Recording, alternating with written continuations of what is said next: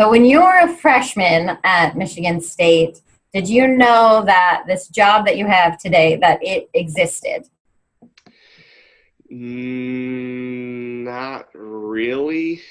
I really didn't have a clue that I could be a swine veterinarian working for a pharmaceutical company. No, the only thing I knew is that there obviously were these people who we called doctor who talked to us and who taught us, but that was pretty much what I knew about it. No, I did not. I think I knew that it existed. I didn't even have it on the radar of things that I would want to do, though. No, because actually when I was a freshman, I was majoring in electrical engineering. So I started from a completely different major in career aspirations. And Not really. So when you were a freshman, what was it that you actually had planned to do with your degree? What was the picture you had in your mind? I did want to go to vet school because I deemed veterinarians as kind of the top of the education level. Maybe I was a little naive to be thinking that PhD wasn't the top of the education level, but I deem that as being a balance of being on the farm and high education and linking those two together. And so no, I didn't know that this was an option, and I think it kind of evolved with my interest level in pigs. And when I started in freshman, I wanted to go to vet school, and I was probably going to work in cattle, dairy cows, because Michigan State was good at that. Yeah. I realized I wasn't as passionate about that as I was working with pigs. And actually, it was my block and bridle advisor, Gretchen Hill, who I called on once I was already in vet school, and asked if she had any connections for food animal internships for summer through vet school, and she said, I think you should pursue pigs, and she connected me. So I guess I wish I would have leveraged those relationships maybe more while I was in undergrad with the advisors and the professors, to know that they had those connections, and that's one thing I probably would do different. If you had asked me at 17 or 18 what I was going to do, I was planning on going to vet school, and I really wanted to be a large animal veterinarian who focused on embryo transfer in beef cattle. I remember telling Dr. Hawkins, my advisor at MSU, that's what I was going to do, and he looked at me and said, why? And why have you not considered something else? And I was shocked and actually really disappointed that he didn't think I was smart enough to get into vet school. And that wasn't really the case. He just wanted to make sure I'd thought about other things. So luckily, he showed me there were other options. I will say I started working in a lab as a freshman at Michigan State. When Dr. Hawkins said I should consider it, he convinced me to work in a lab rather than at the farm. I told him I was interested in genetics. So I worked in Dr. Ernst's molecular genetics lab. And I hated molecular genetics. And so I learned one of my best lessons ever, which was that a good reason to do something is to figure out you don't like it. That works just as well as figuring out you do like something. And so then I ended up working in Dr. Hill's lab, and I did that for the next 3 years. And that's when I really learned I like nutrition. And it's when I started to learn I really liked research. Now, in the meantime, for a little while, I was a double major in ag communications. And for a short period of time, I thought I was going to have an ag business specialization. And I remember Jim Lucas, who's actually still at the university, told me, you don't have to minor or major in everything you're interested in. What do you like? And so luckily, at that point as a sophomore, I remember saying, well, science is what I really like. And he said, why aren't you focusing on science? And so that was probably when I started to realize science was more my thing, and I honestly looked around at people like Dr. Hawkins and Dr. Hill and Dr. Fogwell and many people around that building still, and think their job looks really cool. So maybe I should consider it. And I considered industry a few times along the way, but even as a master's student, I had a pretty good idea that I wanted to end up being a faculty member, most likely.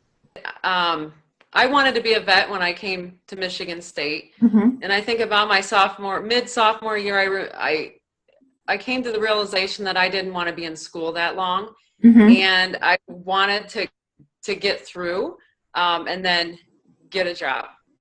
And I guess I did learn a little bit about it working under Dr. Osborne, Mm-hmm. and I had the honor of working with him as he was on the host committee for Michigan State when we hosted the 2002 RMC, which is the Reciprocal Meat Conference. Oh, yeah.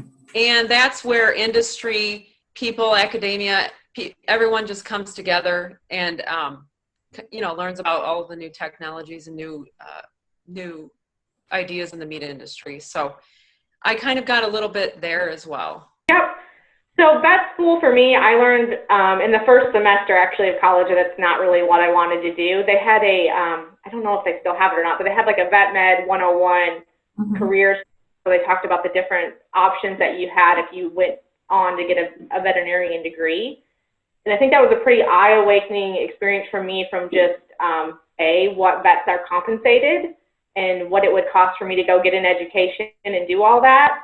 But then also I worked a lot with our local vet from home. So I grew up on a cow-calf operation and knew the types of calls. And when we were calling him in, it was not the preventative medicine, let's get this all together. It was, oh crap, this is happening. I need someone now, and it's 2:00 in the morning.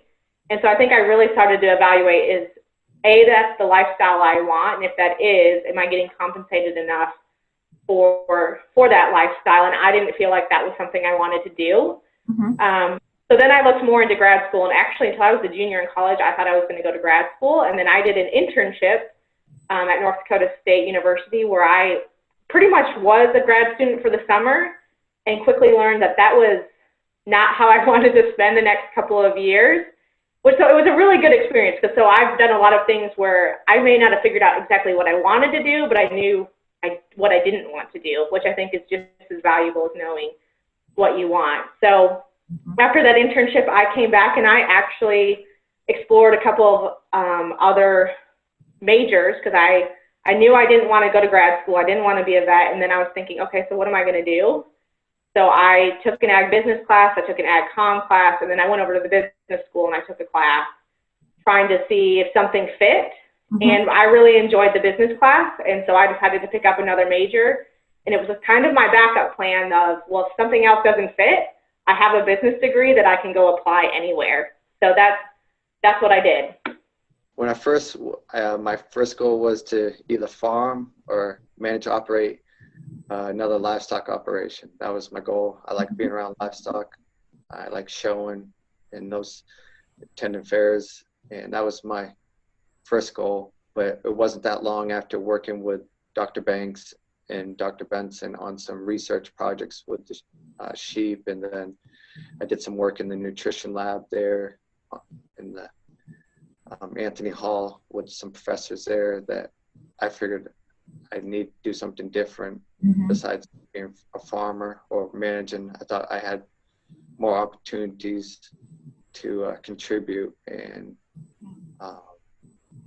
so basically I decided that I need to further my education. And with Dr. Banks' guidance, I looked at a couple of different universities, and that's how I settled on the University of Georgia.